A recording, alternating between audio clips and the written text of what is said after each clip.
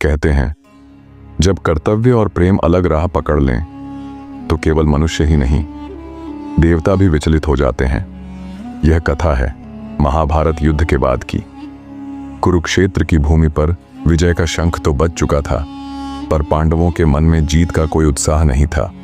उनके हृदय पर था हजारों निर्दोषों और अपने ही स्वजनों के रक्त का बोझ।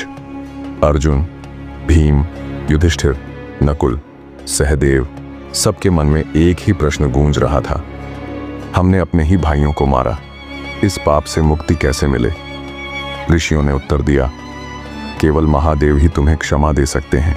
पांडव उत्तर दिशा की ओर निकल पड़े। घने जंगल, ऊंचे पहाड़, प्रचंड नदियां, सब पार करते हुए वे हिमालय की ओर बढ़े। लेकिन महादेव युद्ध में हुई भीषण हिंसा और अधर्म से खिन्न थे। उन्होंने पांडवों से मिलने से बचना शुरू कर दिया। गुप्त काशी में महादेव ने स्वयं को छिपाने के लिए एक दिव्य बैल नंदी का रूप धारण किया। भीम ने उन्हें पहचान लिया। भीम आगे बढ़े पकड़ने के लिए, पर तभी धरती फटी और शिव उसमें समा गए। केवल उनका पृष्ठभाग प्रकट हुआ। वहीं आज का केदारनाथ है। महादेव के अन्य अंग भी 5 अलग स्थानों पर प्रकट हुए। मध्य माहेश्वर, तुंगनाथ, रुद्रनाथ, कल्पेश्वर और केदारनाथ, जिन्हें आज हम पंच केदार के रूप में पूजते हैं।